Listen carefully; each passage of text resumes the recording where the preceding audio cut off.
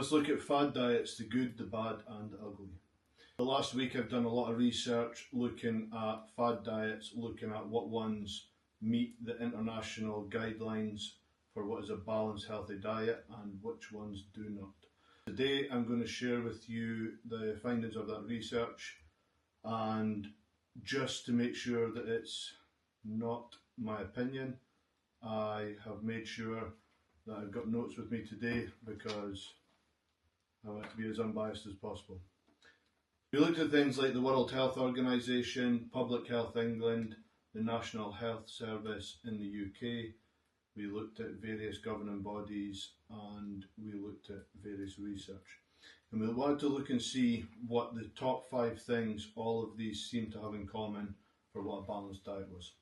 What they said a balanced diet must be diverse food source, an adequate macronutrient balance, micronutrient sufficiency, sustainability and long-term adherence, and also prevention of chronic disease. What we've done with this information is we want to find the top 5 things and we want to compare them unbiasedly with all of the diets or all of the mainstream popular fad diets that people are discussing just now. Starting off then, keto diet. The keto diet, is it a diverse food source? No. The keto removes carbohydrates, which is your primary energy source. Your body is then running on fat for its main energy source. I understand that is one of the key principles of the diet and they want to do that. However, your body is designed to have carbohydrates as its main energy source, and so for that reason, no. When you remove things like fruits, vegetables, grains, they are not good diet choices.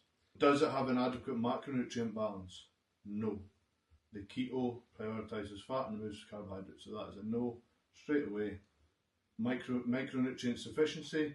No. The exclusion of fruits, vegetables and various other carbohydrates is likely that you will be lacking in various micronutrients and fibre and various other things. Sustainability and long-term adherence, again, no. It says here because of its restrictive nature makes it very difficult. People are likely to revert back to their normal eating habits and they are likely to regain weight again because they will crave the carbohydrates and things that their body needs. Prevention of chronic disease, here it is mixed. Obviously by removing the carbohydrates you should likely have a more stable blood sugar level, which is good for diabetes and things. But on the other side you've got high intake of saturated fats, which could also cause a lot of cardiovascular diseases and lack of fibre as well, which is going to be bad for your digestion and higher risk of colorectal cancer.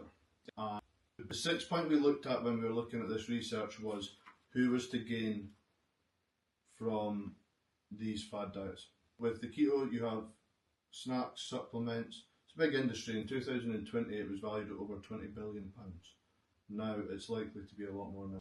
You've also got to look at who benefits from the negative health effects of these things.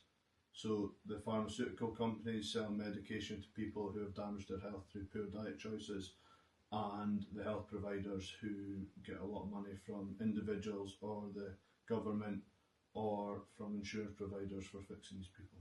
So in summary, the keto diet does not tick all 5 boxes that the international guidance recommends. So moving on to the next one then, the vegan plant-based diet.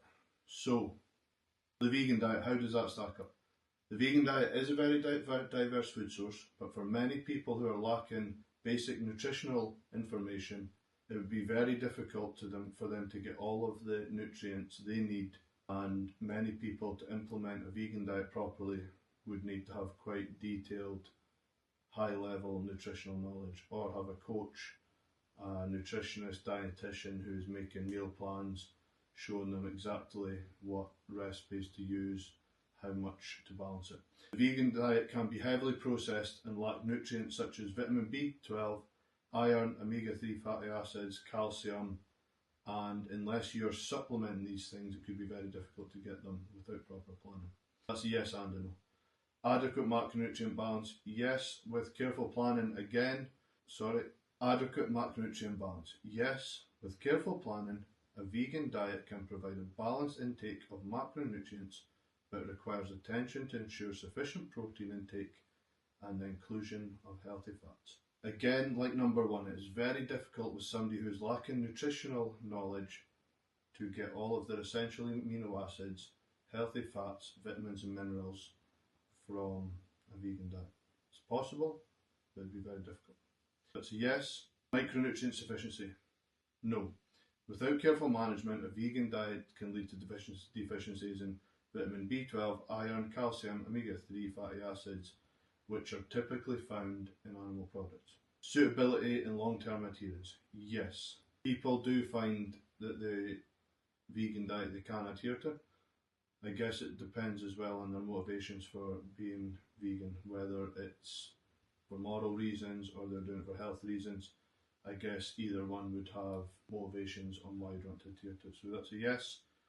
Prevention of chronic disease. Yes, a well-planned vegan diet can reduce the risk of chronic disease such as heart disease, diabetes and certain cancers. However, you need to be very careful of the vegan diet and its processed foods.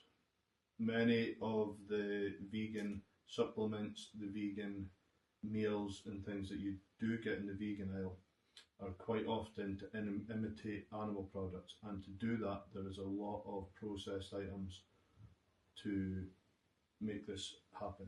So be very careful of that because they can come with a lot of negative health benefits. Overall, vegan diet, no, it does not meet the requirements of a balanced diet as per the top 5 guidance to be looked at. The other one again, vegan diet for the financial side. The vegan diet is one of the biggest industries in the health, nutrition world now, and there is a lot of people, likes of Game Changers, that changed a lot of people's minds on things. It's important to note that after Game Changers was made, there was a lot of people, like Arnold Schwarzenegger, various other people who had built massive physiques and their successes on eating animal products, and later in life found that they had shares in vegan companies and they did not build this physique that they're currently selling you solely on a vegan diet. Arnold Schwarzenegger ate chicken and eggs almost all of his life and probably still does now. Some of the other athletes were the same. And the other thing that was probably not shocking to many people who are quite sceptical of the health and fitness industry and nutrition, pharmaceutical companies, other things, there was a couple of people who were found to be investors of a vegan company which funded Game Changers as well. Be very careful to look at who's benefiting from these things. Again, there is many people who have various reasons to sell their vegan diet, and it's not always for your health or interests. There's sometimes political reasons, there's sometimes environmental reasons, there's sometimes financial gain reasons, and there are various other things that are out there which I'm not going to touch on because I don't have evidence of them. Weight Watchers. This isn't solely about Weight Watchers as a company, it's more about the point-based approach that people take. A diverse food source, yes, it doesn't eliminate food sources. Adequate macronutrient balance, yes, it doesn't eliminate anything. Macronutrient sufficiency, yes, again, it doesn't eliminate anything. Sustainability and long-term adherence, yes, it doesn't really restrict anything. And prevention of disease, yes, by promoting balanced eating and weight management, it can help with chronic disease. Overall, on the surface, just looking at the 5 things within biased point of view, looking at the financial side of things, Weight Watchers and all these associated point-based systems, they do have massive market value and there's a lot of financial gain for these people. One of the things I found with things like Weight Watchers and various other fad diets is without a nutritionist or a coach or a dietitian planning a proper structured meal plan, quite often the focus being too much on a calorie deficit without the maintenance of muscle mass, ensuring their metabolism is remaining high. People can yo-yo diet and they can chase these points and various other things, and as a lot of people know, the macronutrient setup when you go into a calorie deficit is very important. Points are not important. They are a tool that can be used to help people go into a calorie deficit. They're a good tool. I wouldn't say a good tool, sorry. They are a tool that can be used for tracking, and they do work for many people. However, with a nutritionist or somebody who had good nutritional knowledge, they would implement a proper system where you would be where you'd be prioritising macronutrients that have a massive benefit to your health, and you would not be focused on points. Overall, Weight Watchers, from an unbiased point of view, does actually tick all 5 boxes. Intermittent fasting now, a big favourite of many people. Intermittent fasting for me, I have read the propaganda slides about how it has all these amazing benefits. I personally do not know enough about that to say whether they do or not, and this is meant to be an unbiased thing. Diverse food source, no. Intermittent fasting doesn't necessarily restrict food choices but limits the food intake, which inadvertently reduces the variety of foods consumed. One thing that a lot of people aren't aware of when they go into a reduced calorie window, you've reduced the amount of macronutrients, micronutrients, foods that you can consume. You've then got to look at how long your body takes to digest food. If you eat 200 grams of protein in a 4-hour eating window, there is no studies or science that shows that your body can digest 200 grams of protein in one meal and actually use it. So a lot of that's wasted and goes down the toilet. That is the same with all of these macronutrients that you're taking in. If you're eating them in such a short period of time, you will not digest them and use them. That is quite often why athletes, bodybuilders, various other sports people, they eat little and often all through the day. And quite often that is so your body can digest it, uses everything, and everything that goes in is actually being used. No for diverse food source. Adequate macronutrient balance, yes and no. Much the same as number 1, you've got to be able to digest it and you need to have a long enough window to be able to do that to get all your macronutrients and food in over that time. Micronutrient sufficiency, no, again, eating windows too reduced depending on how long your eating window is, but maybe too low reduced to be able to get adequate stuff, and also takes a lot of planning. Sustainability, long-term adherence, yes and no, it says here from the research. Many people do stick to fasting long-term, yes, it must be. Most people struggle with the restrictiveness of it and planning around their lifestyle, and also with the reduced eating windows for a lot of people isn't great. Fasting, probably not a massive global market value. There is a lot of products that are associated to sport fasting and things now. I would be less suspicious of the financial gain from fasting compared to vegan, Weight Watchers, various other things. They are big industries now, whereas the fasting maybe not so much. The last one thing we did miss, prevention of chronic disease. Yes, fasting does tick the box there.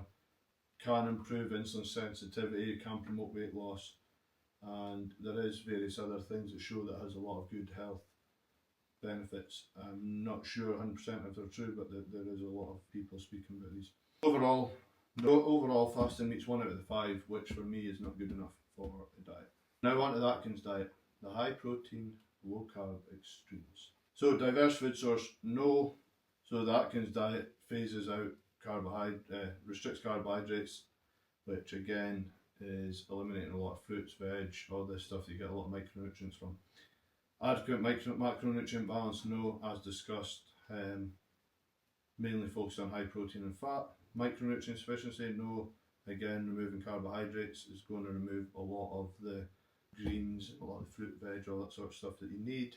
Sustainability and long-term adherence, no. Again, most people struggle because you're removing a big food source.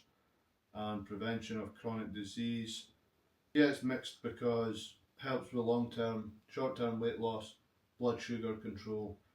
However, lack of fibre, high saturated fats, all that, it's the same as the keto diet, has potential heart disease and digestive issues that you might get later on in life.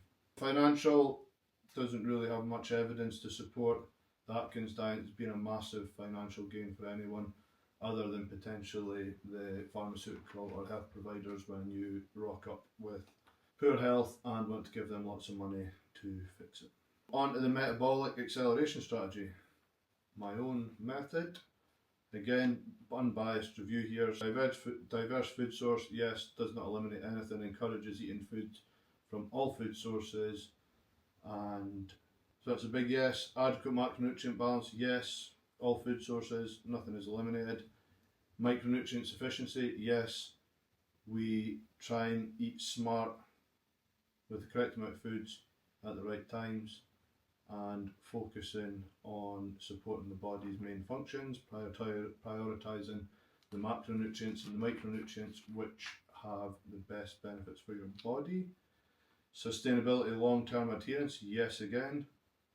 This is not a diet, this is a lifestyle change. There is absolutely nothing eliminated from this.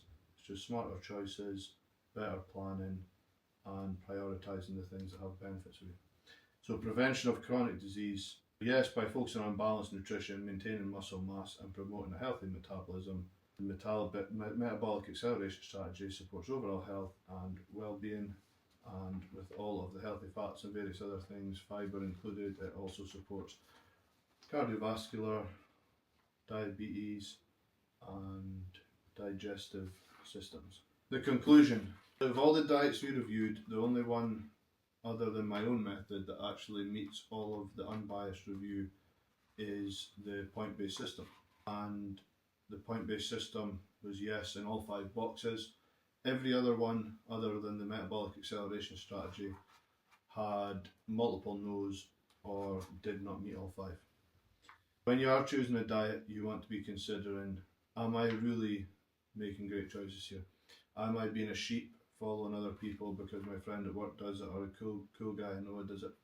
Just because they might look lean or healthy or fit at that time does not mean they wouldn't look better following another diet. Every health organisation, every dietitian, nutritionist, all the qualifications that I have completed, which is many now, to gain my qualifications, every one of them always says balanced diet from all food sources. All food sources, including animal products, dairy, fish, greens, plant-based products, fats, carbohydrates, everything.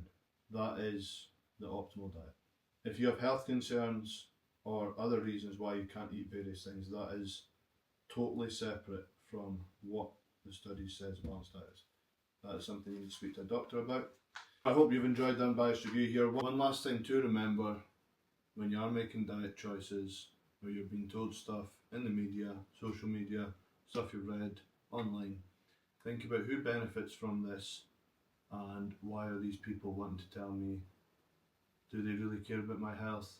Do they really care about my longevity and vitality? I don't think so.